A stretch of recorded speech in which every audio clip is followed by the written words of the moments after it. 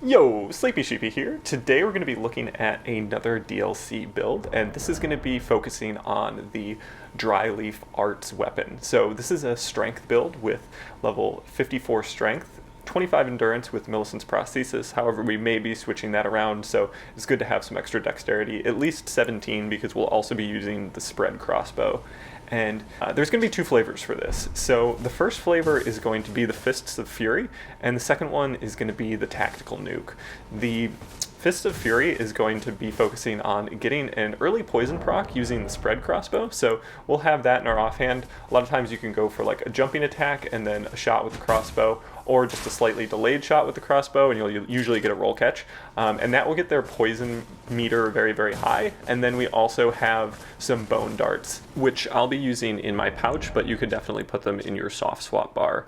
And these are just really nice to get that little extra chip poison damage to get the poison procced. And once that happens, your Kindred Rots of Exaltation Talisman, as well as your Mushroom Crown Helm, will give you a massive AR boost, and with that you can now go for the Fists of Fury option, which are going to focus on the Rotten-Winged Sword Insignia and Millicent's prosthesis. So for this, you're basically just going to be going for lots of multi-hits once your poison's procced. So you're going to have AR boosted by both the poison and the successive attacks, and that will get stronger as you land more hits. And now kind of the fun twist on this is that we can also go ahead and use Iron Jar Aromatic. So this means we basically have close to infinite hyper armor through all of our attacks, which means landing multiple hits is going to be easier, and we can just kind of spam and let our opponents eat all the damage. So this is a lot of fun to use, and it also takes us nicely into our next setup, which is the Tactical Nuke. So for this, we're going to switch our talismans around to the Godfrey icon as well as the Shard of Alexander. The Shard of Alexander is going to boost your Ash of War, and the Godfrey icon is going to boost charged Ashes of War. And that's going to be really nice because we have access to this Ash of War called Palm Blast, and if you fully charge it, you get a lot of damage. You also get innate hyper armor that's also quite massive, and so that's kind of where the Iron Monk comes in. You can use both Iron Jar Aromatic or just use the innate hyper armor of this Ash of War to kind of make yourself feel like you're made of iron. And you're going to want to definitely make sure you've procced poison before using this Ash of War, and that way you have both the, again, Mushroom Crown, Kindred Rots Exaltation Talisman, and these two other talismans buffing your Ash of War. And with that, you can deliver a one-shot. It depends on how much HP your opponent has, but it's definitely very possible in invasions, and I also made it happen in duels. So yeah, if you wouldn't mind considering subscribing, I'd definitely appreciate it. And let's go ahead and jump into the showcase. Alright, so our first invasion, we're going to be going for the Fists of Fury route. So that doesn't mean we're not going to be using Palm Blast occasionally, but we want to go full Iron Jar Aromatic, use our Fists of Fury, and just make things happen. So we have a 3v1, which is a lot of people to contend with, and I feel like Iron Jar Aromatic is really, really strong, but it struggles in a group of 3. That's just a lot of damage to be taking. It's sometimes common where your opponents will be running status effects like Bleed or Frost, and that will proc you out of whatever your attacks you're going for. And also there's just the chance that somebody will be using Lightning, which is a strong counter to Iron Jar Aromatic. So we're not going to use that just yet. We're going to try to get our poison procced nice and early. We're also going to go for Frost Pot just because we'll be using some physical damage. And here we go for Palm Blast. We try to free aim it, but the opponent jumps over our head. We also don't have our talisman set up for the one shot, so we're going for the multi-hit approach, which is also very strong, and we do need to back off a little bit here. So we're just trying to avoid this incoming damage. Here we get set up with Palm Blast. We do a big chunk of their health with it, but again, we're not set up for it. We don't have the poison proc in place at this time, and really we're just trying to turn this 3v1 into a 2v1. So this opponent is quite low on health. We punish their Estus with some punches and some kicks. You'll notice I'm mostly going for both the heavy R2 and the jumping R2. I find those to be quite strong. Now that our opponents are distracted, we're going to go ahead and start the Iron Jar Aromatic and become the Iron Monk we've always wanted to be.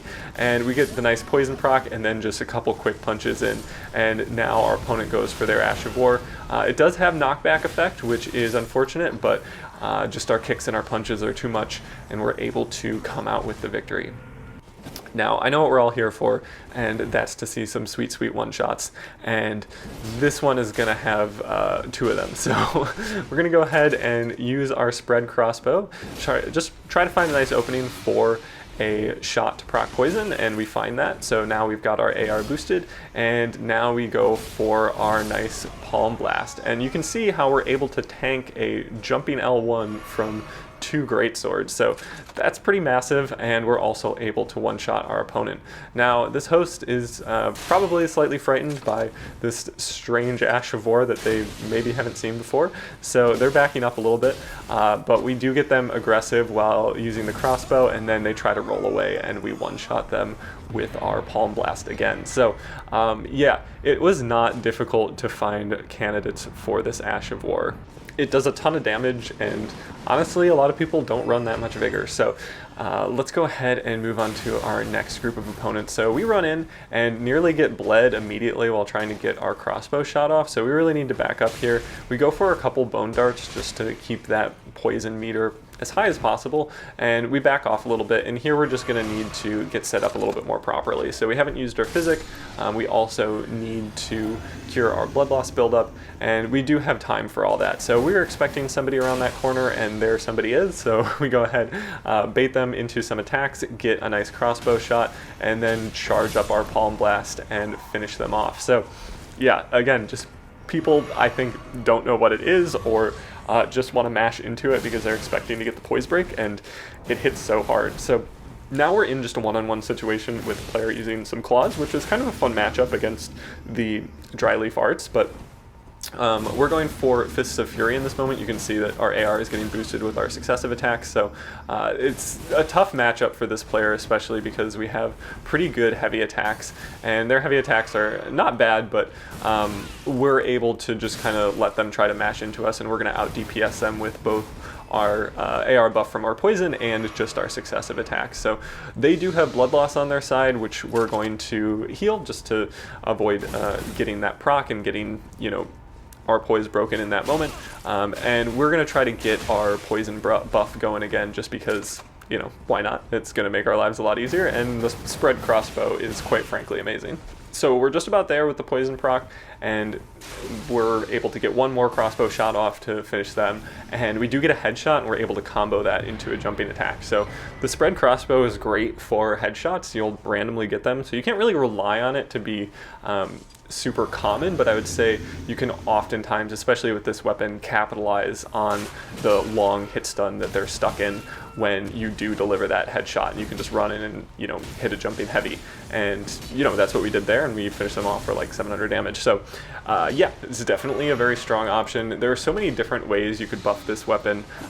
You can use the jumping attack talisman, so the claw talisman. You could also use the axe talisman to boost charge attacks if you're just going to go for fully charged heavy R2s, which do come out very fast.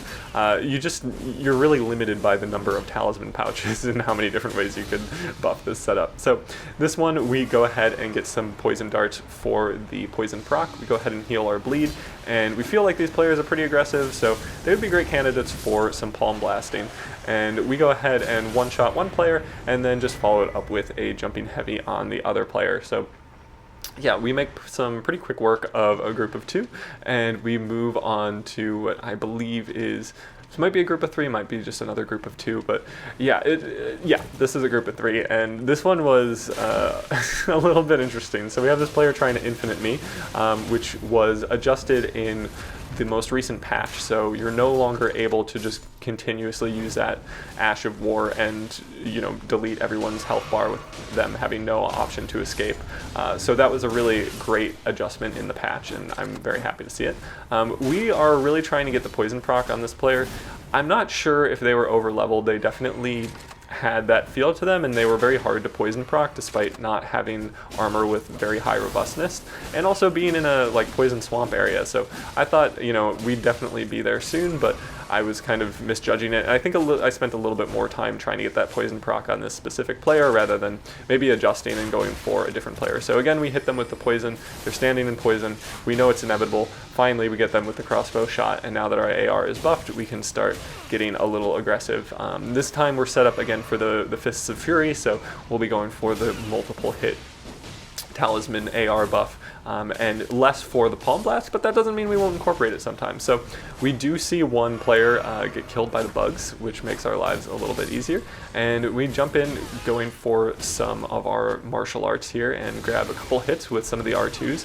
I really do like the R2s. Sometimes I'll go for an R2 and follow it up with a light attack, but I definitely don't recommend focusing too much on light attacks, just because with the changes in patch 112 we're seeing just a big nerf to how much damage or poise damage you do with light attacks, and so if you're not getting those poise breaks it can be very difficult. So eventually we do get that player. It turns out they were not over leveled, but yeah, we're able to go for some fan daggers, and then as they fall down surrounded by bugs we hit them with the Palm Blast. So yeah, just a very cool wake up and a good way to catch a player that's trying to escape up the ladder. And we go ahead and hit them with the T-pose and move on to our next one. And this player emotes at us very aggressively. Meanwhile, their co is dying in the background, so that's unfortunate. This time we're using some rot bolts. So I found that rot bolts obviously had higher damage, but they were a little bit slower to proc, and also just having like the poison bone darts on hand to complement the poison arrows was a great option.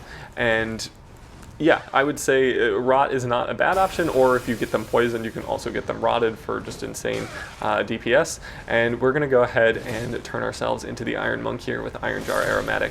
And they go ahead and jump in, start going for some claw attacks, and we just say, not today, sir, and hit them with the Palm Blast. This next interaction I thought was pretty funny.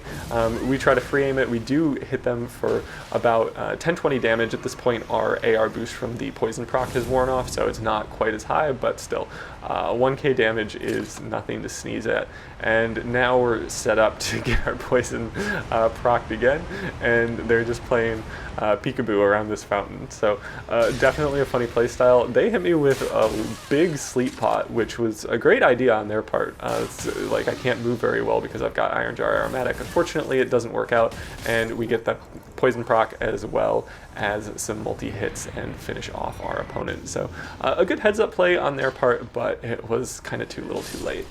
Next up we have a 3v1, and this time we're going to just try to get a very quick kill on this player here that's running away. They're pretty isolated, so we want to just kind of capitalize on that, and between the PvE and myself just throwing out random kicks in their direction, we're able to take them down pretty fast. So at this point it's a 2v1, and I feel like Iron Jar Aromatic could come into play and be kind of helpful here.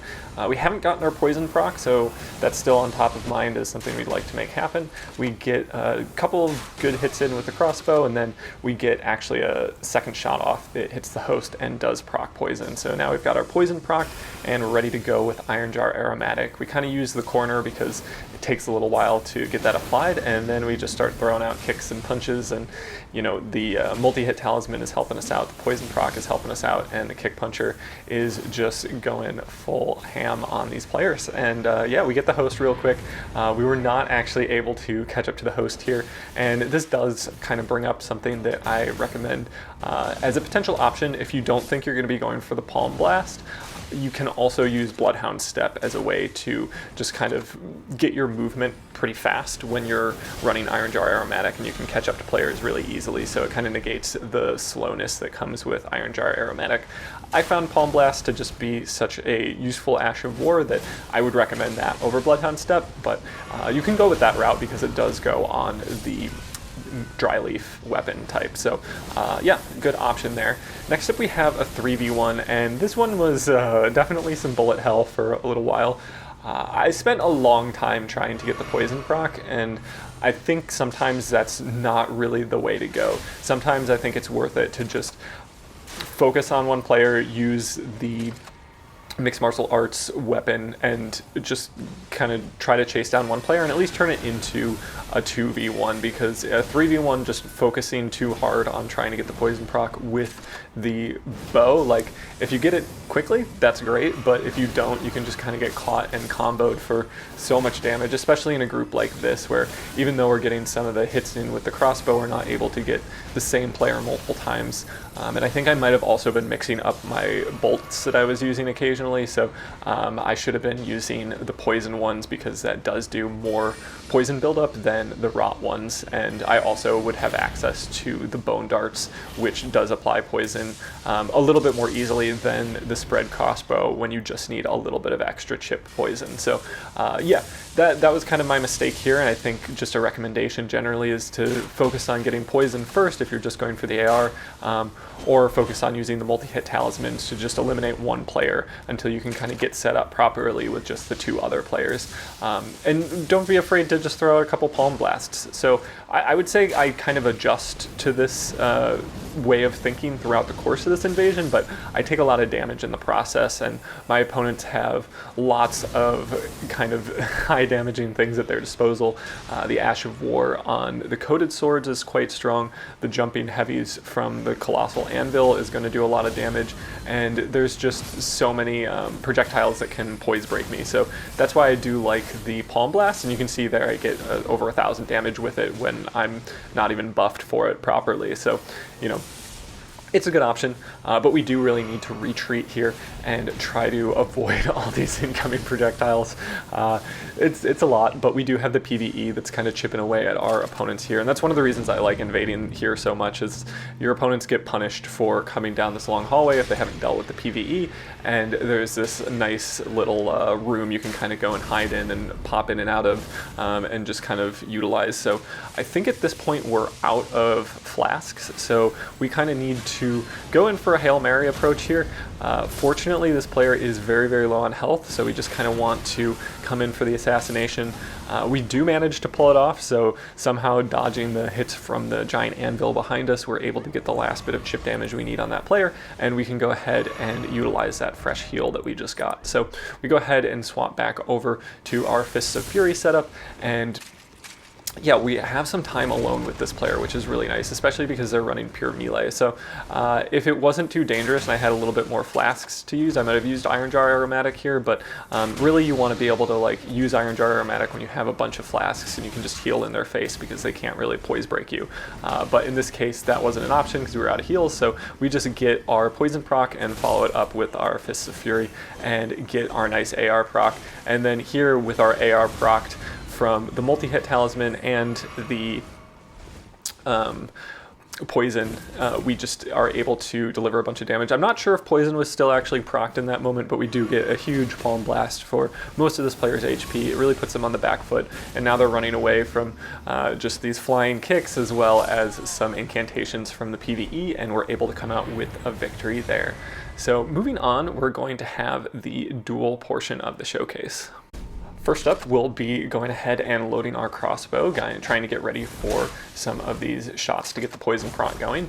And we're going to need to back off just to avoid these spinning slashes. And we're able to land a nice jumping heavy, follow that up with a nice headshot with the crossbow. And that's done a lot of poison buildup. We get a nice point blank shot and get the poison proc. And now we just begin our kicks and punches. And that does a lot of damage, especially with the multi-hit talisman working in our favor. And we come out with the victory. Next up, we have another player, and they don't have a lot of robustness based on their armor, so they're going to be very susceptible to the rot bolts, and we're able to get a nice headshot immediately there. We get a second shot off and get the rot, and then throw out just a kick, and now we switch over to the two-handed moveset. We throw out just a not very charged palm blast, and then follow that up with some heavy attacks that finish off that opponent as well. Next up, we have a player running the Moonlight Greatsword, and we're going to go ahead and once again go for our poison proc. And this player is playing kind of passively. We want to just try to find a good opportunity to hit that shot, so we're not rushing it. We kind of don't want to show our hand too early, and we want to be as close as possible to them when we fire that blast. And then here we go for the nice one shot with the fully charged palm blast and come out with the victory. Next up, we have a player running a dueling shield, which is a very tough matchup for what we're trying to do. In this case, we're not going to be running poison or anything. They have poison on their shield, actually, so we'll go ahead and pop on the Mushroom Crown, and we're going to, unfortunately, whiff our backstab there. That would have been pretty helpful since their damage negation is going to be so high with the dueling shield. You really have to kind of play around these, and fortunately, we were able to just hit them with the Who Does That of the Palm Blast while they're right in our face. And as they're running away, I think they're not expecting the range, and we get the damage we need. And then as they're stuck in a backstab animation, we're able to catch their roll with a heavy attack and come out with the victory there. Next up we have Black Sheep Deity, who is definitely a friend of the channel in the stream, and they're going to be running a main hand claw, I believe, and an offhand twin blade. So a pretty funny setup, pretty interesting, and they're going to be using some just kind of interesting movement, and we need to be kind of conscientious of that. They're also going for a cold proc, which is pretty dangerous here. We really want to make sure we don't get we don't let them get their cold procced. And here we go for a well-timed Palm Blast, get some damage. It wasn't fully charged, but it was enough to just kind of interrupt what they were trying to do. And here we get in a couple more kicks just with the heavy attacks. They get the Frostbite, which is a problem, but at this point they're very low on health, so we're able to just kind of trade into a lot of what they're doing. And again, we're trying to space, we're trying to be patient, and we're able to space enough to get that Frostbite healed, and then we're able to come out with the finish and have another successful victory. So moving on, we've got a player running the reverse grip swords, and they go for a healing incantation immediately out of the gate. I'm not super partial to that in duels. Like, obviously you can do whatever you want, but you do need to kind of make the space to get off that incantation. So yeah, I would say it's kind of foolish to just let people get free regen. But you know, I know some people like to let people pre-buff, and that's totally fine. But if it's an HP one, I'm not super partial to that. And yeah, you can judge me if you want to. Here we have a player running a really nice mix of new DLC setups. They're going for the Blind Spot Ash of War a lot, and I find the moveset for this is really nice, where the movement of it kind of moves your hitbox away from the Blind Spot Ash of War, and you're kind of able to get around it very nicely. So we're able to come in with a couple running heavies, jumping heavies, and then follow it up with a running light attack and finish off that player. It was a very close call though. Next up we have somebody running a Power Stance Katana setup. Again, we're not running poison here, we're just trying to feel out the moveset and use the multi-hit talismans to our benefit, and we're definitely going to need to be a little bit careful here. They do a good job of rolling into the Palm Blast and dodging all the damage. They also have some pretty good spacing. We're able to catch them out of the air, and that's one thing I really like about the jumping heavy, is some of the hits, like the first hit, the hitbox, it can be very high up in the air and kind of catch your opponent before they're able to do anything in the air. They go for a spinning slash, and we're able to just kind of dodge that and then follow it up with our running light attack as a roll catch and come out with the victory. And that's all we've got for today. If you enjoyed the showcase, I hope you wouldn't mind considering subscribing, and I hope you have a great day.